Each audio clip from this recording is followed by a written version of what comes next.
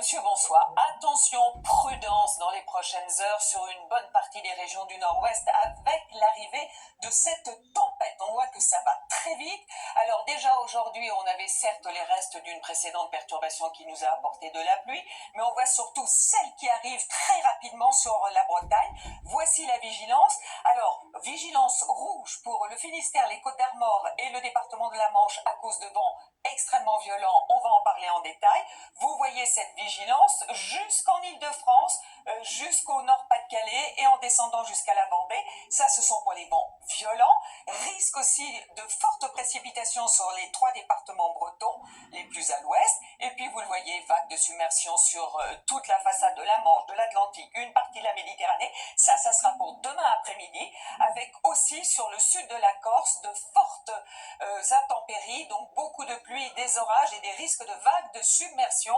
On va en parler là aussi en détail. Donc déjà, pour cette nuit, on attend des rafales sur les côtes bretonnes de 140 à 170 km/h, 130 à l'intérieur des terres. À l'intérieur des terres aussi, jusqu'en Île-de-France, 90 à 110 km/h. Beaucoup de vent sur toute la façade atlantique également.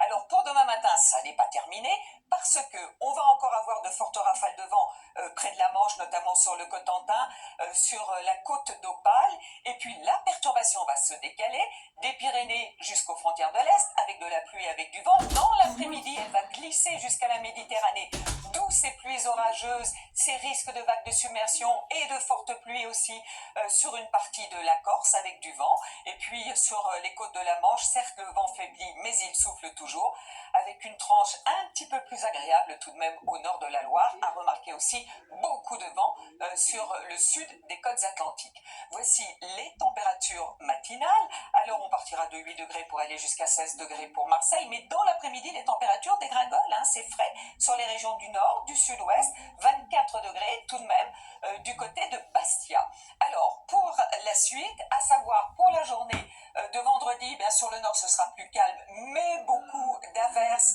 sur les régions du sud, un peu de neige en montagne, moins de précipitations sur une partie de la Méditerranée. Pour la journée de samedi, à nouveau une perturbation qui arrive, que l'on va surveiller avec de la pluie, avec du vent. Pour dimanche ensuite, eh bien c'est ce qu'on appelle une traîne, avec des averses, des régions du sud-ouest jusqu'aux frontières de l'est, toujours accompagnées de vent, davantage de soleil cette fois-ci près de la Méditerranée et sur l'extrême nord du pays. Lundi, accalmie, et il se peut que mardi, une nouvelle perturbation arrive. L'indice de confiance n'est pas très élevé. En tout cas, près de la Méditerranée, vous devriez garder un temps sec.